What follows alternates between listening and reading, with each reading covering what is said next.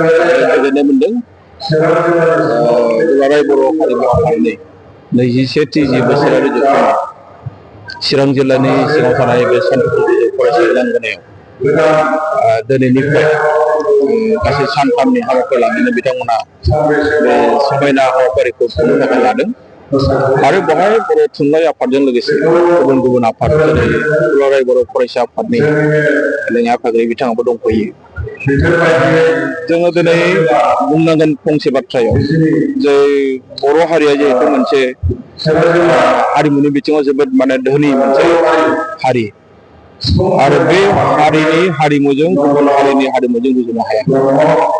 जोंनि हारिनि हारिमुवा दानि नङा, बियो रोजा रोजा बोसोरनिफ्राय बियो फैनाय आरो मोनसे समाव जोंनि हारिमुवा जोथोन लाजायैया एसे बेले बेजेयाव फैदोंमोन। नाथाय दिनै बर' हारिनि गेजेराव गोबां आफादफोरनि गेजेराव दुलाराय बर' हारिमु आफादाबो मोनसे जोबोद गोख्रों आरो मोनसे आब्रुथि गोनां मोनसे आफाद आरो बेनि गेजेरजों दिनै जोङो नुनो मोनदों जे बर' हारिनि जेनाखि हारिमु बेयो गोबां बिथिङाव जौगादों। जोङो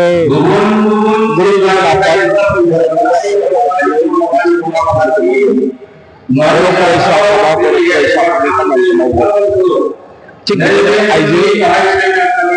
आइजो आफादनि खामानिखौ मावदों। दिनै हारिमु आफादाबो बिथांमोना जेरैबायदि खामानि मावदों बे थारैनो बाख्नायथाव आरो दिनै नोंथांमोना नोजोर हो जे आसामाव थानाय खुंगिरिफ्रा बर'नि अनगायै बिथांमोना गावसोरनि हारिमुखौ जेसेबांबो दिन्थिफुंनो नाजानानै बर'नि हारिनि हारिमुवा जेब्लायबो गोजौ थाखोनि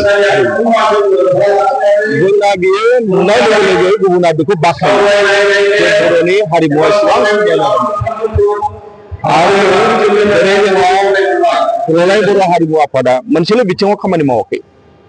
दिनै बिथांमोना गोदोनि खुगा मेथाइखौ लाफानानै दिनै गोदान मुगाजों खाब जानानै जेरैबायदि जोंनि हारिनि हारिमुवा बेरखांनांगौ, जेरैबायदि गोसारनांगौ, जौगाहोनांगौ, बिनि थाखाय बिथांमोना जोबोद गोख्रोङै खामानि मावदों आरो आं दिनै बाख्नायनो लुबैदों बे बिथिङाव जानो हागौ जे जोंनि नोजोराव बे दुलाराय बर' हारिमु आफादखौ आथिखालनि बिटिआरनि सरकार जोंहा बिटिआरनि गाहाय श्री प्रमद बर' बिथाङा जोबोद मोजाङैनो मदद खालामदों आरो खालामनांगौ, बे जोंनि खावलायनाय।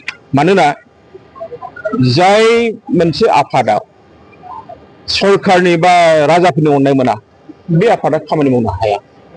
दिनै आसामनि बेलायाव असमियाफ्रा गावसोरनि आफादफोरखौ जेरैबायदि सहाय खालामो बेखौ जों नुवा, नाथाय सिंजों बिथांमोना गोबां मदद खालामो। बेखायनो आं खावलायगोन बर' थुनलाइ आफादनि जानानै जे जोंनि आफादफ्राथ' खामानिखौ मावबाय थाखादों आरो मावबाय थागोन, बिथांमोना मेङाखै। दिनै जायफोर बिबानाव दङ बिथांमोननि मावनायखौ जों नुदों, आफादगिरिखौ लाफानानै, गाहाय नेहाथारिखौ लाफानानै आरो बिथांमोननि जायफोरनाखि जोंहा अस्थादफोर दङ आगोलनि जायफोर मावलांनाय बिथांमोननि जि मावलांनाय बिहोमा आरो हारि अनफावरि जोंनि बर' फिसाफोर बिथांमोना रावबो मेङाखै।